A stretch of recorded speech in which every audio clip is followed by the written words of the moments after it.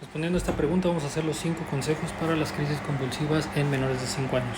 Me voy a enfocar en las crisis convulsivas febriles, que son la urgencia neurológica pediátrica más común que existe.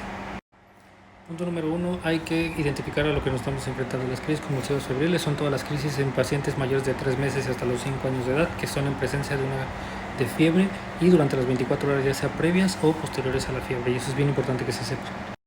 El paciente va a tener crisis tónico-clónico generalizadas, que como son los más comunes, son las crisis simples febriles, y puede tener crisis complejas, que son crisis que no recuperan el estado de alerta, que dejan una parálisis, como en el caso de la crisis febril con parálisis de tos, o una crisis de nada más una parte del cuerpo, ya sea movimiento chupeteo, movimiento de los ojos, movimiento de una mano, o sea, una crisis parcial se considera una crisis compleja febril. En este punto hay que preguntar siempre a los familiares cuánto tiempo lleva convulsionando, si es la primera vez que convulsiona, si es la segunda vez que convulsiona durante estas 24 horas, si ya había convulsionado antes por fiebre, si alguno de sus hermanos ha convulsionado por fiebre, o si tiene antecedentes de convulsiones en su familia por crisis epiléptica. Punto número 2, valoración del ABCD del paciente: A, vía aérea; B, ventilación; C, circulación; D, déficit neurológico y en su caso de Stroxtis; y E, electrocardiograma y electrolitos en los niños, es bien importante, y la exposición del paciente: oler lo mismo, la ropa del paciente, oler que no existe alguna intoxicación por alguna otra cosa que pudiera estar provocando las crisis convulsivas. En este punto el oxígeno solo se administra si el paciente lo requiere, y la canalización de las vías solo se solicita si el paciente así lo requiere. ¿Y a qué me refiero con esto? Vamos al punto 3. Punto 3. ¿En qué casos el paciente debe de mantenerse en vigilancia neurológica o que requiera laboratorios? Va a ser cuando el paciente tenga menos de 18 meses, cuando existe alguna posición extraña, alguna posición que nos haga sospechar de neuroinfección, cuando el déficit neurológico continúa a pesar de que ella no está convulsionando, o antes de las crisis convulsivas ya existía un déficit neurológico, existe una parálisis de TOD, o son crisis convulsivas parciales complejas. Asimismo, cuando las crisis convulsivas son 2 o más en 24 horas, a pesar de que sean febriles. Cualquier convulsión que dure más de 5 minutos o que tenga 2 o más convulsiones durante 15 minutos también es motivo de ingreso y de dejarlo hospitalizado. Y aquí quiero ser muy preciso en esta indicación, y es que el médico no tenga la pericia para valorar a un niño neurológicamente, hay que dejarlo hospitalizado.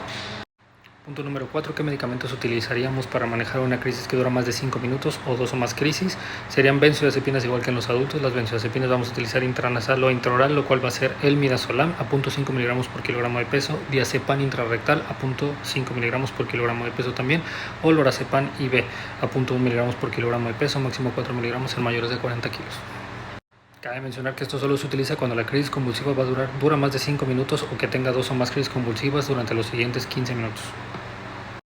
Y por último, lo que para mí es más importante, punto número 5, explicarle perfectamente a los familiares que las crisis convulsivas febriles no son epilepsia, son benignas, no existe hasta ahorita reportada ninguna mortalidad por crisis convulsiva febril. Los pacientes tienen convulsiones por culpa de la fiebre y el mal desarrollo del sistema nervioso central antes de los 6 años de edad, por lo tanto no existe ninguna situación específica que nos haga asustarnos ni preocuparnos por las crisis convulsivas. Hay que explicarles qué hay que hacer en dado caso de que el paciente tenga una crisis convulsiva, hay que explicarle cómo colocar, que no metan nada en la boca, que no intenten despertar al niño, que no. Hay que valorarlo, hay que vigilarlo, hay que tomar el tiempo cuando el niño convulsiona, y todo esto hay que explicárselo muy bien a los familiares, y por eso para mí es el punto más importante. Los familiares deben de estar tranquilos de que cuando se van a casa, si llega a convulsionar, ellos sepan qué hacer. Esos fueron los 5 consejos, y como un pilón, recordar que la crisis convulsiva, el tratamiento es para lo que causa la fiebre, o sea, la infección subyacente. Probablemente el único laboratorio que podamos analizar será un examen general de orina, si es que así lo requiere el paciente, y el tratamiento entonces de las crisis convulsivas es controlar la fiebre. Les dejo este artículo donde pueden leerlo, todo lo que les acabo de comentar, que está muy bien.